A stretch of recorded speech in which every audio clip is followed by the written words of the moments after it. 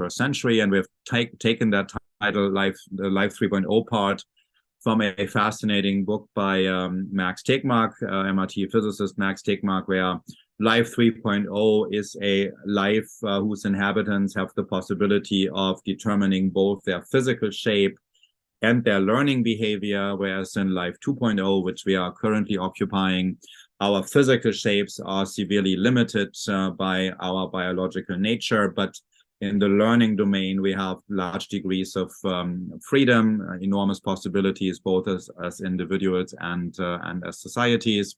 And Life 1.0, one step back, was think bacteria as an example is the kind of life where both the physical shape and the information that this life comes with, that physical shape is matched with, are pretty much fixed from the beginning.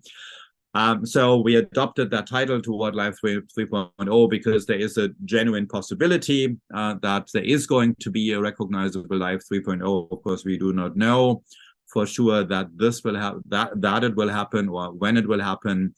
But in any event, there's a lot of things that we can say already at this stage. There's a lot of problems already at this stage, a lot of challenges around this stage, around ethics and human rights when it comes to the emerging technologies all around us. And so that is the context of the series that has now been going on for several years. Today, I'm delighted to say that we have Jo Walton with us. Jo Walton, as many in the audience will know, is an acclaimed Welsh-Canadian fantasy and science fiction author, especially well known for her imaginative worlds and compelling characters. My own personal favorite is her trilogy Thessaly, which is about actually trying to develop the just city in Plato's Republic with all the problems and challenges that entails, even when committed people from across the ages are involved. Jo Walton is well known for her alternate history novels that blend magic and science. Her well-known Hugo Award-winning book, among others, tells the story of a young Welsh woman coming of age under very difficult circumstances, with books rather than human friends for companionship and solace. Walton's other popular series include the Small Change trilogy, which reimagines 20th century history after an early British exit from the fighting against the Nazis. Across her work, Jo Walton explores themes of free will, morality, and what it means to be human, and all that in ways that blend genres seamlessly. It is fair to say, therefore, that Jo Walton is widely considered one of the most talented science fiction and fantasy writers working today, which is why it's a great honor to have her with us in this series today. Her topic is The Computer is Your Friend, AI and Ethics in Science Fiction. I turn over to Jo now, and Jo will talk to us for about 25 to 30 minutes. And after that, Sarah and I will pop back up, start a conversation with Jo, and the members of the audience are very much encouraged to put their questions in the chat, and we will be channeling them. We will be integrating them into our conversation with Jo. But now, without further ado, Jo, welcome, and over to you. Thank you. So, as well as writing science fiction and fantasy and thinking about these things, I am known for reading a lot. And science fiction is an area that has been thinking about all of these things to do with computers and AI and robots and future possibilities in that direction since before we had computers. And so it's been a crucible in which the ideas around the ethics of this kind of thing have been tested and dealt with in different ways for decades. And science fiction sort of builds on not only what is happening in the real world, but also on earlier science fiction. So if somebody's done something in science fiction, then later on other science fiction can sort of build on that and do that.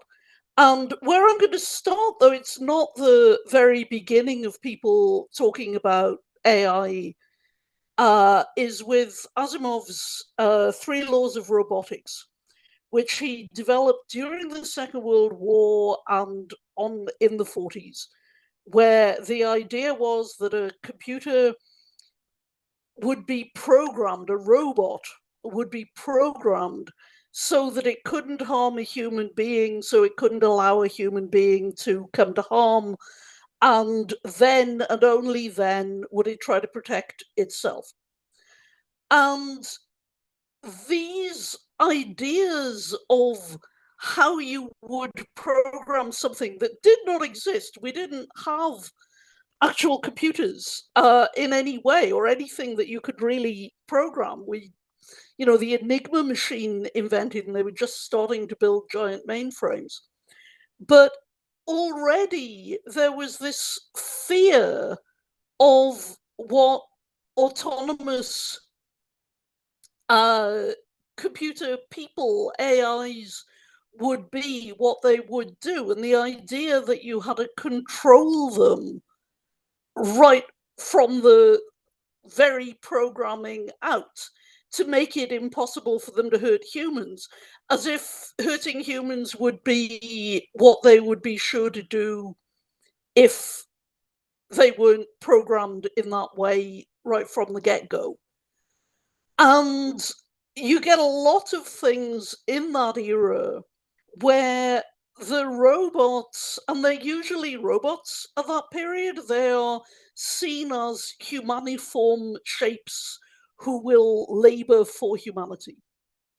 And those robots are seen as frightening, as likely to get out of control, in a way that is very much coming from 19th century ideas of slave uprisings and labor uprisings and fear about power and labor and class, and the lower classes getting out of control. And the robots are sort of seen in that way as slaves, lower class people, whatever, underclass, and needing to be controlled or they will rise up and take over.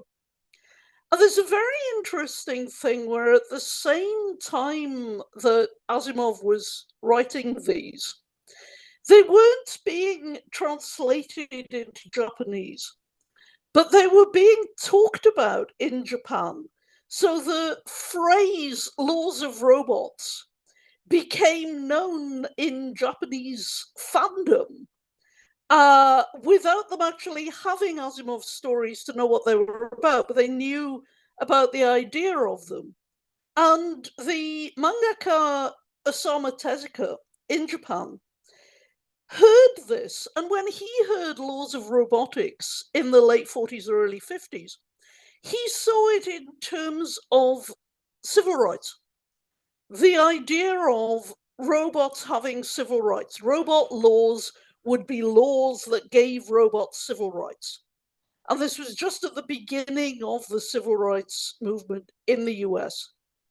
And so when he was writing Astro Boy in the late 40s and 50s, he had the idea, or not the idea, the word robot laws, the concept, caught in the word, but got entirely a different idea about what robot laws were, and started to explore the idea of robots getting civil rights, getting personhood, getting to vote. But all of these things were taking for granted that the easy bit would be making a mind, an AI, that had agency, that wanted things, that could vote in Japan, or that could rise up against humanity or not rise up against humanity, be controlled so that it wouldn't, in the West. But that idea of a computer, a robot, an AI with agency, we've got loads and loads of these things in science fiction from this era. It's just inherent. Either you've got a computer that is just purely a tool, it'll be the thing that controls the engine on the spaceship, the thing that controls the gun on the spaceship. Heinlein's got some like that, you see that. Or it'll be a person with agency, with a desire to do things, wanting to be a person. And so you never sort of see in these early things anything that is in between.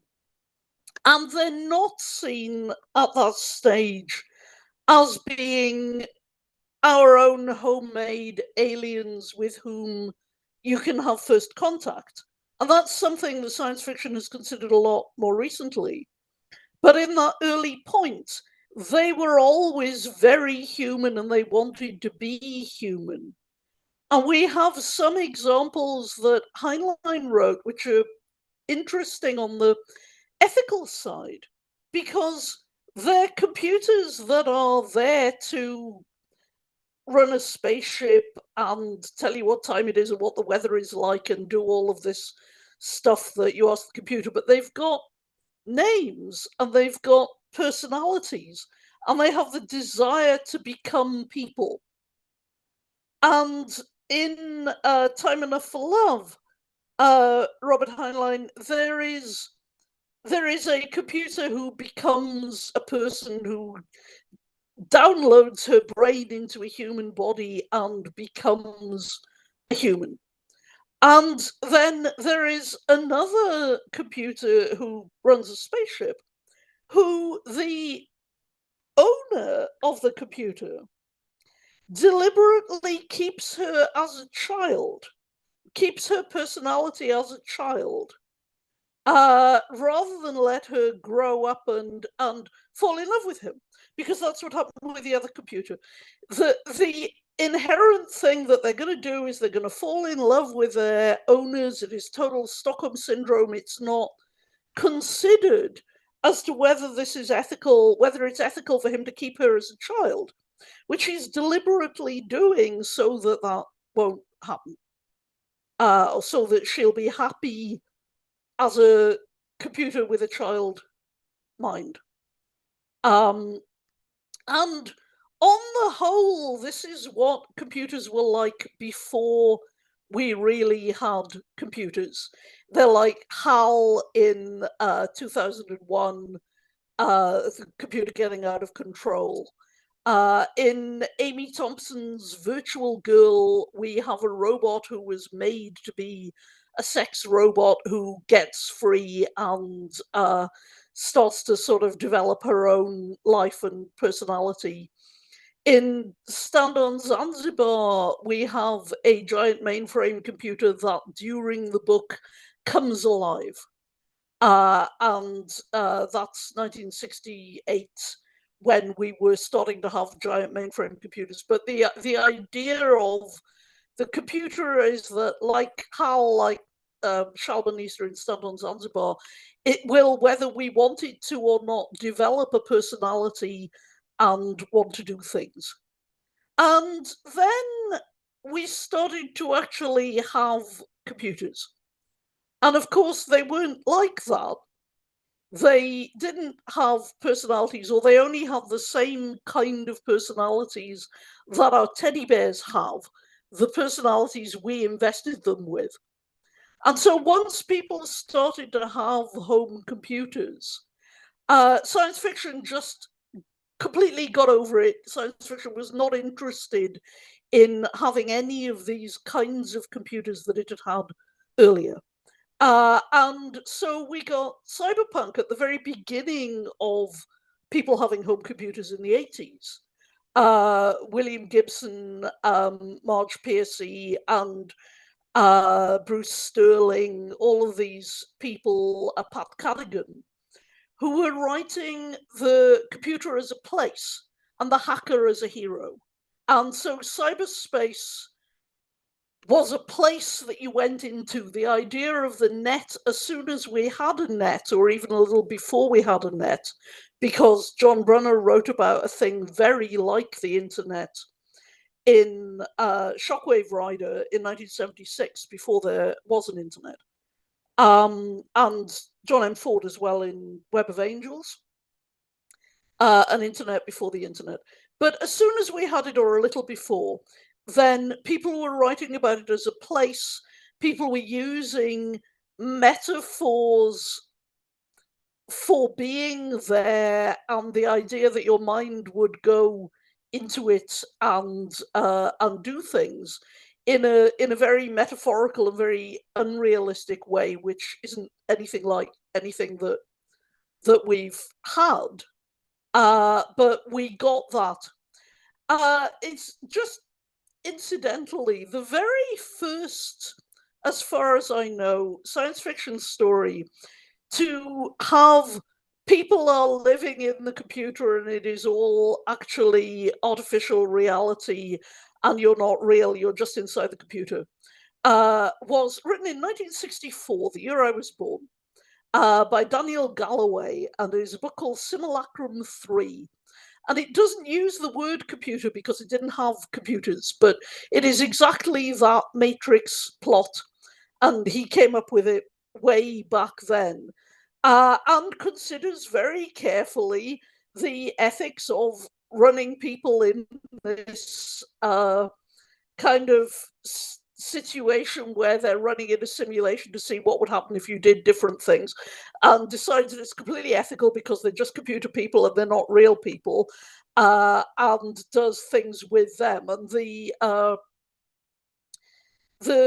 punchline of Simulacrum 3 is the people in the computer are trying to build a computer that they can run simulations in, so they won't have to have simulations run on them all the time in a sort of very fun, sort of recursive way. So after Cyberpunk, we started getting the computer is you.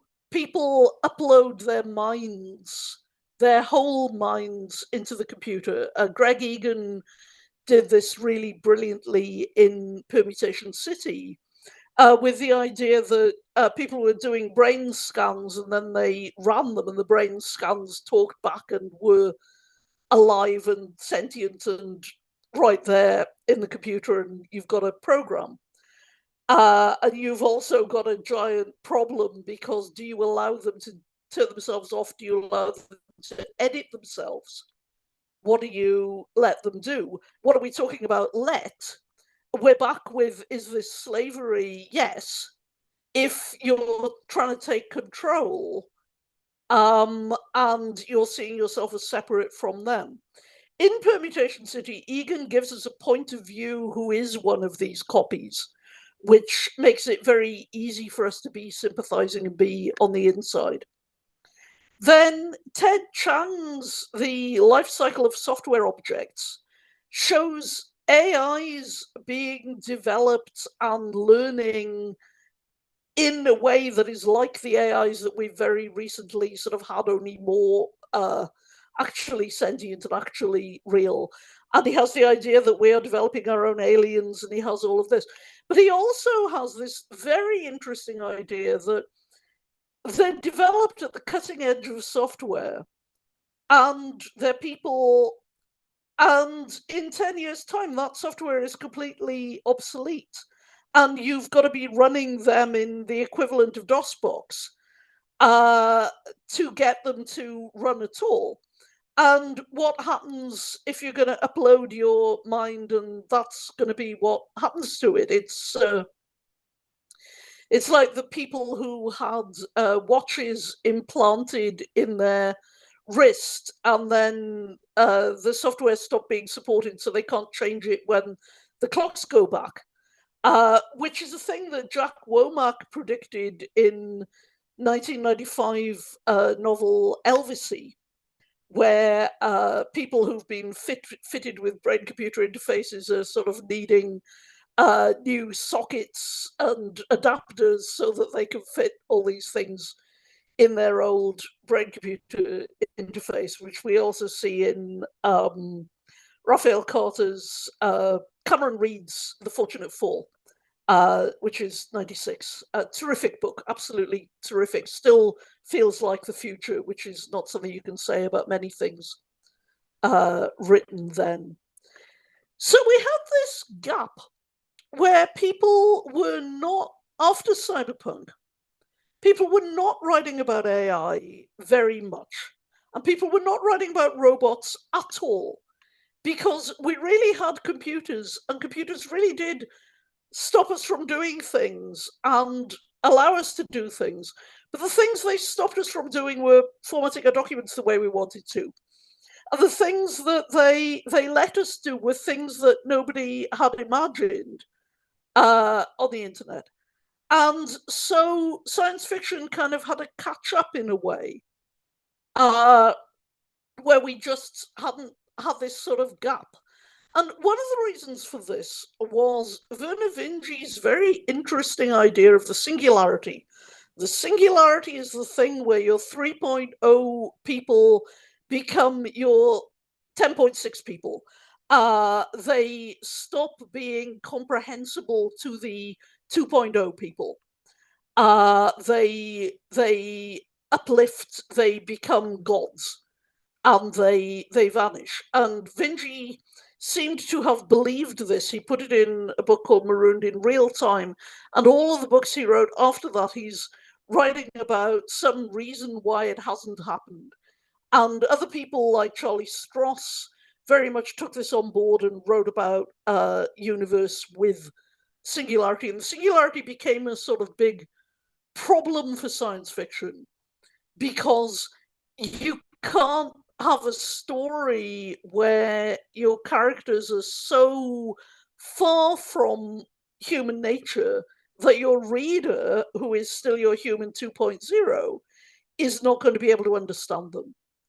And I think it's a non-problem, because Vinge first wrote about the singularity in 1986, and we're not any closer to it now than we were then.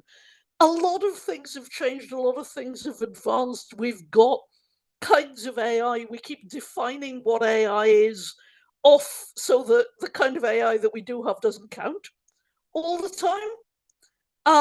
But nevertheless, we're not any closer to having a singularity. We're not anywhere on any of those things. It's just a non-problem. And science fiction seems to have agreed with me more recently, because really since my Thessaly books, the first one of which was 2015, The Just City, they have robots in, and they have robots who become self-aware on the page, and in Plato's Republic. And we have a lot of issues about ethics around that self-awareness and what's going on there in those books. But when I was writing them, they're not traditional robots. They're like earth-moving equipment, but they are robots. And I was thinking, nobody's written about robots for a long time. I can't think of any robots this century. We really haven't had any. And then suddenly, around the time it was published, everybody else must have been thinking the same thing, because we had a rush of robot books. There was Cargill's Sea of Rust, which is a version of Brian Aldiss's Who Can Replace a Man, where humanity has been wiped out by robots, and it's all robots.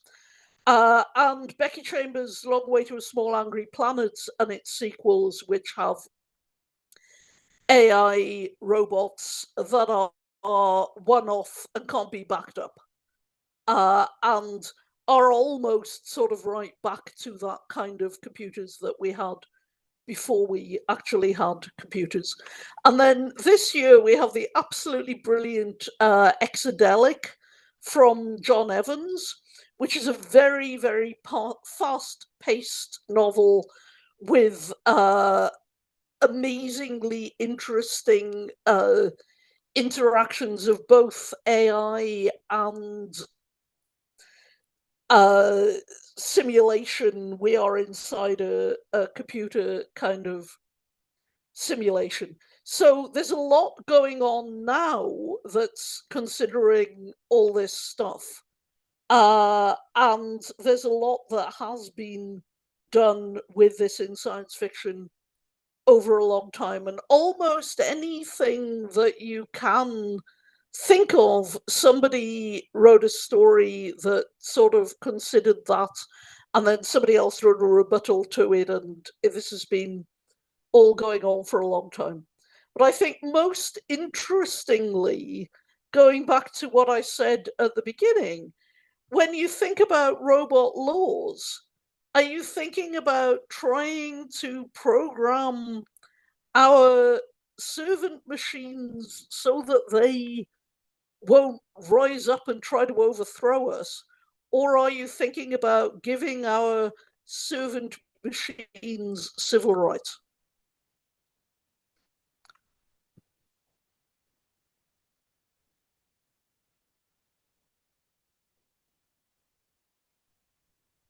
You are leaving us with the question there, Joe. Sarah, what about you? Yeah, sounds great. Thank you so much, Joe. So as a first question, as we wait for some more to come in on the chat, I think you mentioned, several examples where science fiction is able to predict the future before it arrives. Like you mentioned the internet and all sorts of other things. I'm curious how, yourself and other science fiction writers approach this type of prediction, whether through like creativity or is it intuition? Is it understanding and keeping up with these technological trends that are happening, building off this rich history of literature that you've over gave us a great overview of.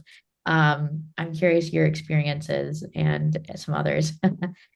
So, so I think that there are definitely some people who are, John Evans, who I just mentioned, would be an example, who are right at the cutting edge of tech. And they're predicting the future from exactly where we are right now or where we're going to be tomorrow because they're working on things that are not released yet. And you get that in all kinds of different fields within science fiction. And you also get people who are not sort of necessarily working in all different kinds of fields, but who are reading all of the things, reading nature, seeing what is out there, and sort of getting very excited about it. And there are other people who are writing things that are rebutting things that other people do, as I said. But what I do when it comes to that, when I think specifically about what I was doing with the AI, with the robots in the Thessaly books, I was thinking about what it is that makes us draw the line and say that something is sentient. Because it's not the Turing test. It sort of is, but it's also not, because the Turing test does not actually need a sentient computer because a gullible human is good enough. And there was one night a long time ago when I was playing Civ, and it was quite obvious to me that the Egyptians had become sentient and that they had figured out that I was the human and that if they won, the game would be over and they would lose their life. So they were desperately trying to keep me playing. And it was very late at night, and I was the gullible human. Okay, in the Turing test situation. So after that, I thought, okay, what really would I think was the line that meant that something was sentient? And I mentioned this when I was talking, and it's agency. If the Egyptians in Civ really did want the game to carry on, and their actions were based on not the algorithm that the game gave them, but on trying to keep me playing, then they would have actual agency. And by which I mean simply wanting something. And that's where our ChatGPT and so on clearly aren't yet actually sentient, because they don't want something. And it's very difficult to think how you would go about programming somebody to want something. So when I was writing Thessaly and I was doing those robots, I had them be in a situation where they didn't have quite enough robots. They were getting the robots to do things they weren't entirely designed to do, and where the robots had to keep making choices and priorities. And they had abilities to do that. but they had to keep doing that, and they had to keep doing that a lot and thinking and storing memories of decisions that they'd made so that they could make better decisions, and that they would get their actual personhood out of that. And I really did get that idea from playing Civ too late at night and sort of falling for what the computer was doing. But I think it's an interesting approach. Yeah. So the workers in Thessaly is actually, it's actually quite fascinating. So you kind of anticipated something there, you know, something that I think will, in fact, that is discussed as in my class on philosophy of technology this week. Something that will be, I think, sets us up for very divisive issues, right? So we are bringing in smarter and smarter robots. At some point, they might be conscious. At some point, they might have all sorts of other capacities, and we're not quite sure, you know, whether they have them. And we're not quite sure how to figure it out, but we have all sorts of weird incentives to believe things about that because it's convenient, right? It's convenient to think that they have features that make it appropriate for us to keep them in the subservient role. And you have Socrates, and you know, as one of the main figures in Thessaly, and Socrates starts talking to these workers, and you know, as they are building the just city, you know, everything depends on these workers just falling in line, but then, you know, their presence is also problematized, their status is problematized. In the end, then, so one question on that, so this comes to a certain interesting point. So when the goddess Athena disappears, you know, leaves the city because, you know, there's too much independent thinking going on, so the god gives up on everything, and at that moment, all the workers leave except for two. Can you elaborate? What is the role of that moment in your engagement with this question of robot agency? Are they opting to go with Athena? Does Athena take them? Are only these two mature enough to make their own choice? What's going on there? So those two have spoken in the debate and very definitely committed to the city. And so they've asked to stay, they've opted to stay, they've chosen, so they stay. And in the third book, Necessity, we do find out what happened to all the rest of the robots. In fact, we get them back. Okay, I did not get that far. Yeah. Yeah, so you know, spoiler for book 3, but the real reason, sort of the in story reason I took the robots away, is that having the workers makes it too easy because they can do all of those things. And then in book 2, I wanted to have the worker abilities be a scarce resource. So the two workers that they do have, Crocus and 61,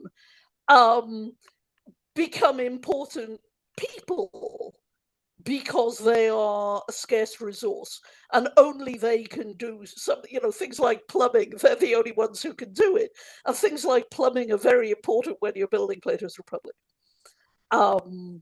So I wanted in book 2, I wanted the reader to realize, I wanted the people in the Republic to realize that having the workers makes it too easy. If you take the workers away, you've got a different situation. It's not so easy to do the thing. Yeah. And then in book 3, where a lot of things are different, I do at one point they come back. And Crocus is one of the point of view characters in book 3.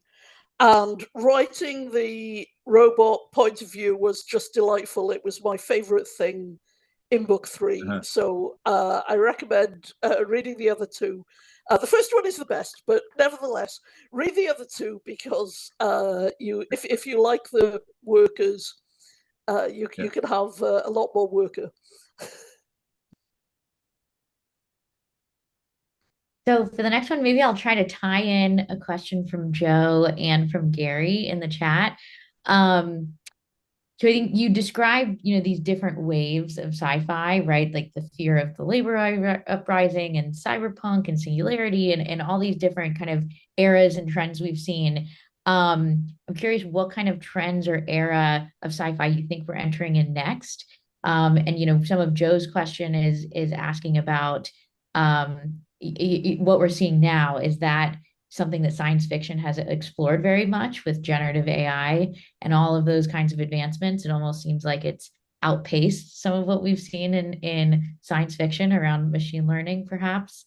And one of Gary's comments here was about this tendency of AI with ChatGPT that are kind of making up stuff or hallucinating. So yeah, just curious what you think this kind of next wave of sci-fi looks like. Is generative AI captured in that? And have some of the current advancements or properties been reflected in some of this?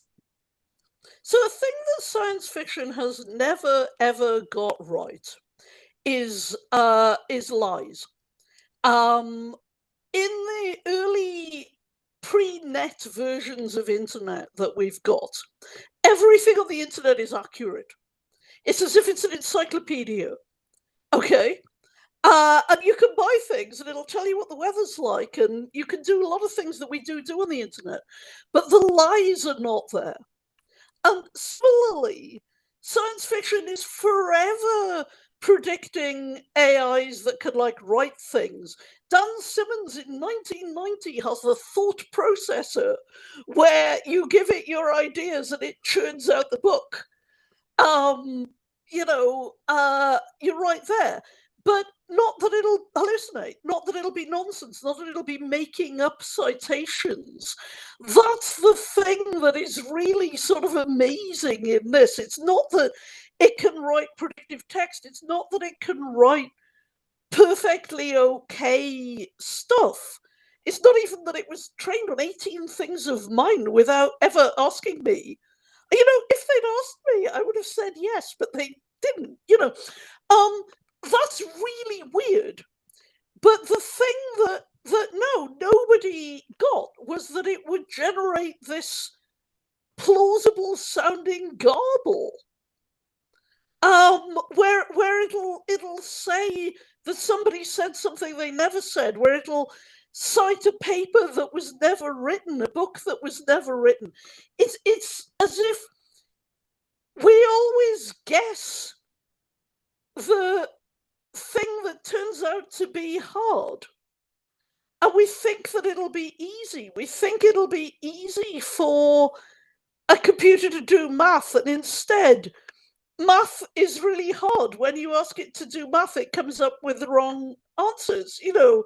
It's just sort of fascinating how weird it is, and how we didn't get that. So yeah, that's really neat. And reality is always throwing up things that are less plausible than predictions, because fiction has to seem like it makes sense. And the real world does not have to pass this difficult test of seeming like it makes sense, which is, a thing, and it's cool. And it's a great thing about the real world. So where we are now with science fiction is that we are in a great era of diversity, because people suddenly noticed that there is a whole planet out there, not just English-speaking people. There's a whole planet, and people out there in other countries are writing things, and now we're starting to get things in translation more. We're starting to see conversation coming back from other cultures, which is terrific. And also people who are writing are setting things on a whole planet and not just there's a thing that Asimov said about, he realized that a spaceship couldn't take off from New York City, so he had to take off from New Jersey. And I think that there's a thing that we see in older SF where that is very much the case. It'll be really exotic, it'll get all the way to New Jersey.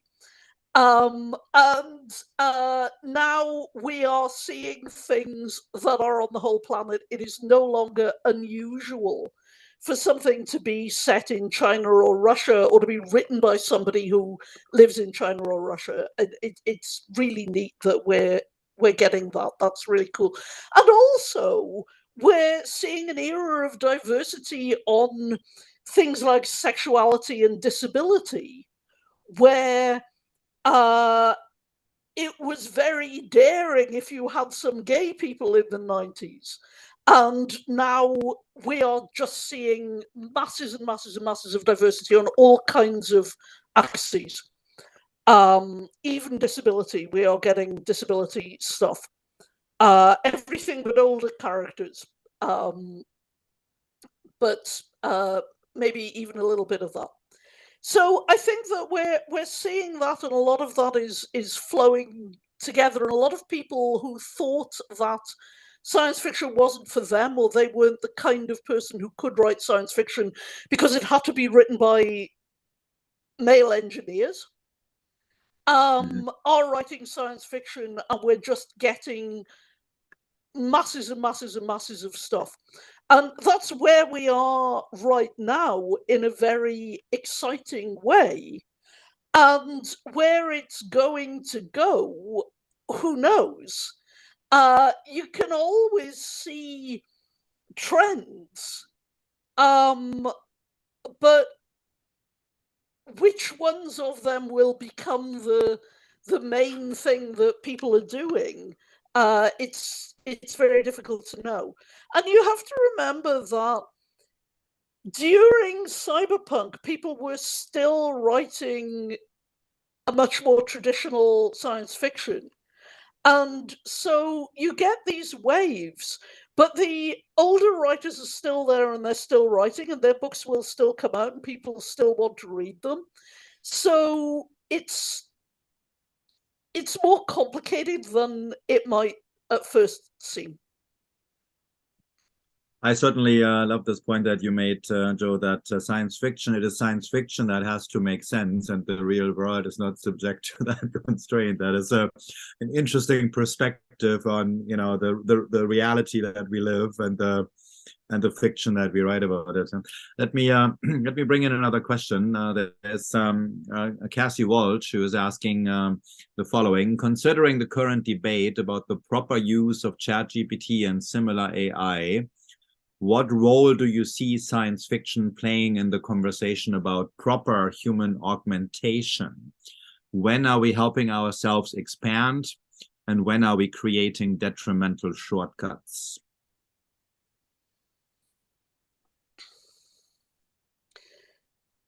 I think we create detrimental shortcuts when we let ourselves be lazy, and we augment our humanity when we let it do the boring stuff so that we can be more creative. And I think that applies to absolutely everything. There was a time, probably about a decade ago, where people were saying, oh, people rely on Google to know things for them, and they're not memorizing things anymore. And I say, great! Let Google know things for us. We can be using our brains for more interesting things and doing other stuff.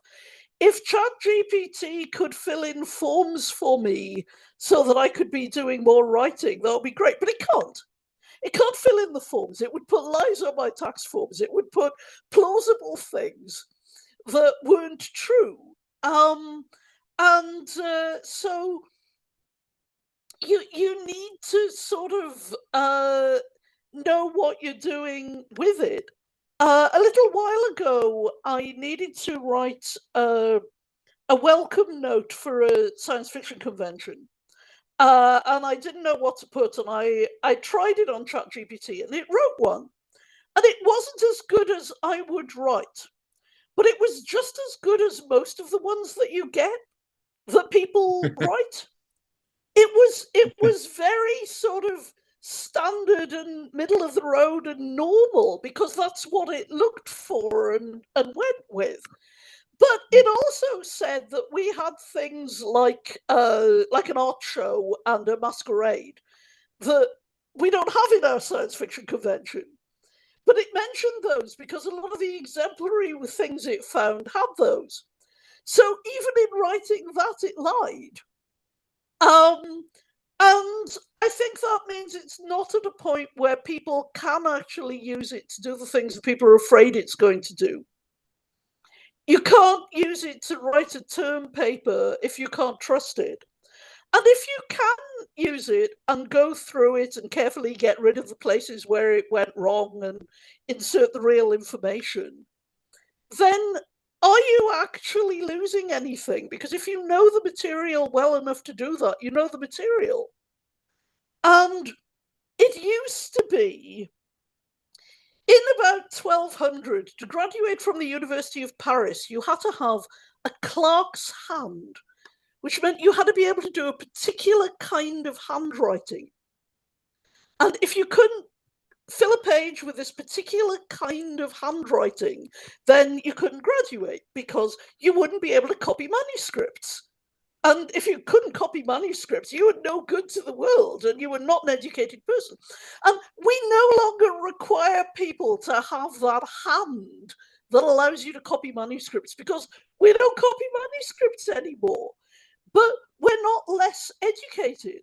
Similarly, if we get to the point where what we're doing is correcting the information in a term paper that the AI writes for us, or giving it the information to write the paper for us, writing the paper is not the skill that we're training for. That's not what we want. We want people to show that they know the information. So maybe we can, find other ways of doing that in the same way we don't require that clerk's hand.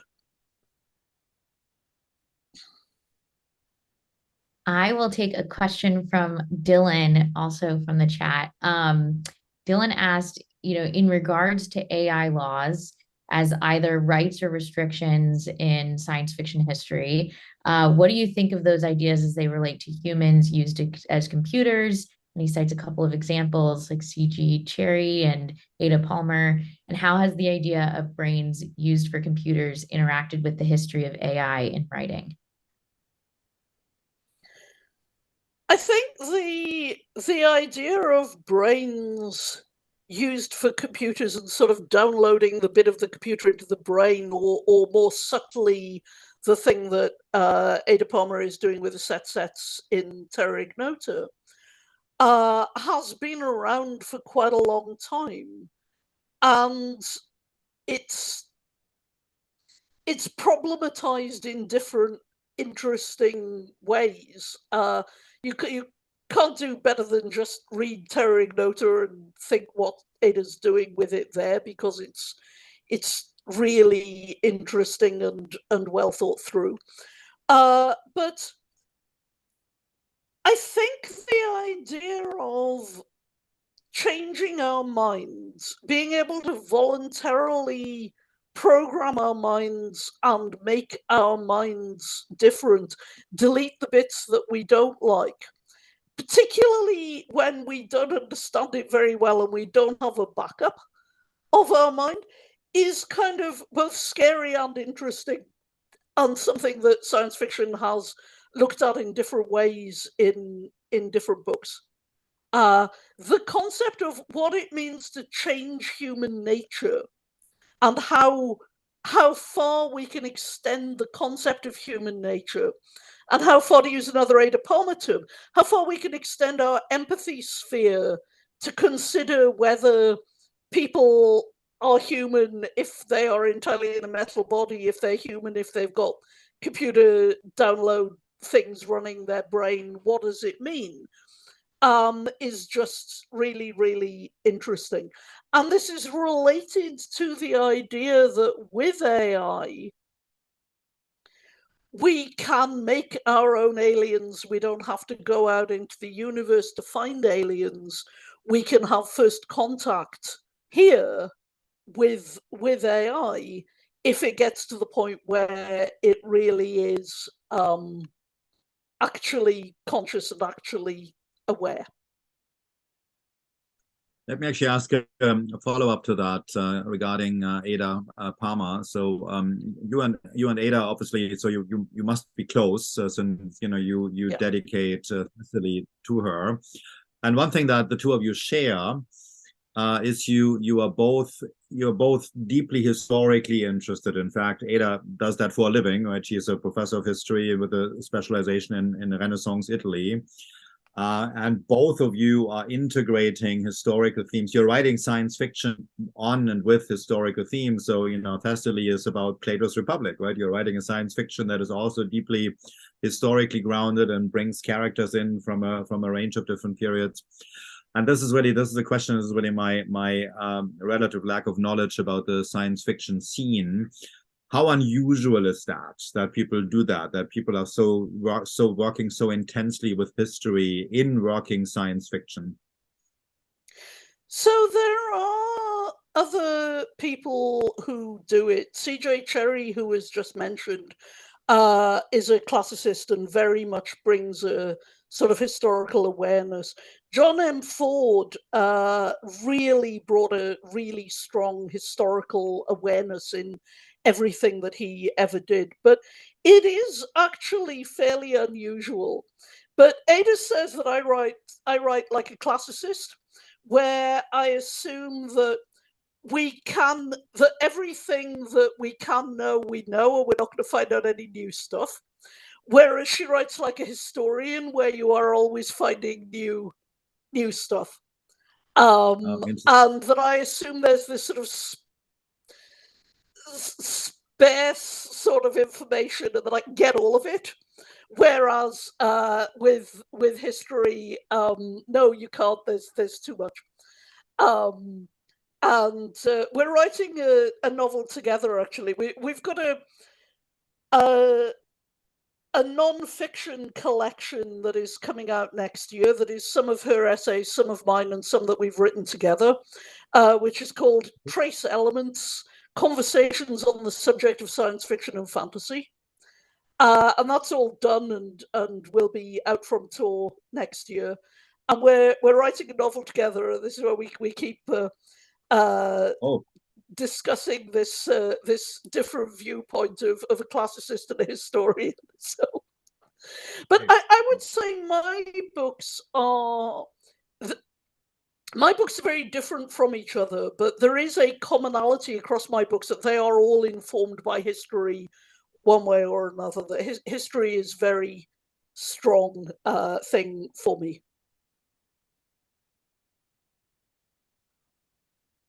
Well, thanks so much. It's really exciting to hear about some of your upcoming projects as well.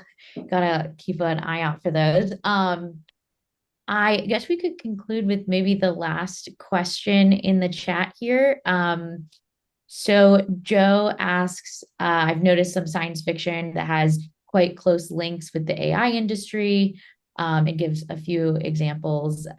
Does science fiction have a role to play in shaping AI ethics and regulation? And do we sometimes see science fiction as being more independent than it really is? I mean, yes, we do sometimes see that, because very often people who work in tech and people who are doing these things are reading science fiction and watching science fiction.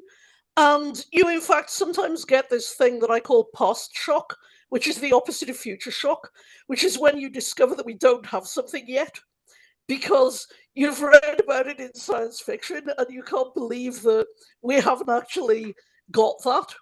An example is that the space shuttle was the first spaceship to have an airlock. But science fiction had been writing about airlocks for like 30 or 40 years before that. And everybody had been writing about airlocks. And it's quite incredible that from the 50s to the 90s, they built spaceships with no airlocks when we assume we had it. And so you get that kind of past shock of realizing that we're not where we thought we were, which you get when you read science fiction too much. I think that, yes, a lot of tech people do that, and they sort of will be bringing in the assumptions, either the assumption that the computer is your friend, that what we're making in an AI is a new friend, or that the computer is your enemy, and that what we're making in the AI is something that is going to threaten us. We've got the archetype of Hal saying, "I'm afraid I can't do that, Dave." And that's very deep fear that a lot of us have. We don't want that situation. And I've got to say that I was joking before about Microsoft Word not letting me format a document the way that I want. That's what I feel it's saying to me. I'm afraid you can't do that, Joe. You can't do that. And it's not deliberately thwarting me, but it is thwarting me. And if we get the ChatGPT interface where it really seems more like a person, and I say, "Will you format it for me like this?" and it says, "No, I can't do that," then I'm going to get angry with it like a person. Like a person who was deliberately refusing to do something for me that it could perfectly easily do. And I used to say goodnight to my 286. How much more when we've got actual Alexa fitted houses that switch our lights off and tell us what's in the fridge and all of this. We're back to the human who believes it. And I think that science fiction is not separate from the world, and the world isn't separate from science fiction. That there's people are reading it, people are thinking about it. There's a lot of both way information going on here. With all of that. Absolutely. Thank you, Joe. So by way of concluding, let me just go back to your discussion of the workers and necessity one more time, since that really interacted in intriguing ways with the discussion in my class this week. So we were discussing a bit of the class on philosophy of technology, and we had a discussion about the possibilities of machines being conscious and what that would imply for their moral status, what we may or may not be allowed to do with them. And it was really a fascinating discussion. There was a bit of a consensus emerging in the discussion that conscious robots, there's lots of things we should not do with them, and maybe that sheer fact, should prompt us to not build robots that might eventually be conscious. But then somebody made this interesting point and said, yeah, but there's so many things right now that are very dangerous for humans. And then this person continued and said, and I would have no hesitation, making that work, making robots, conscious robots, do that work, right? I would always think the safety and security of humans is more important than whatever is the case for robots, even if they're conscious. And that is kind of illustrated, the complexity of these discussions that will be coming our way. And it's great that there is science fiction on this already, and as you say, science fiction is committed to kind of think this through in a way that makes sense, in a way in which our discussions might not have. So in that spirit, thank you, Joe, for being one of those people who write things that make sense and therefore compel us to think about how things in the real world actually might make sense. So thank you for being with us. And there are things that might be dangerous for humans that wouldn't be dangerous for robots, like some kinds of mining. And they'll be perfectly fine for robots to be doing because they'd be okay. Well, except and right now, I think that there's a lot more empathy for AI that doesn't even exist than there is for humans in other countries. When you're in a situation where right now children are doing the mining, then having an AI robot do the mining is like a big improvement. Yeah. Point taken, except of course, the robots that are doing the work in the mines, they may not want to do the work in the mines, right? They may want to go the.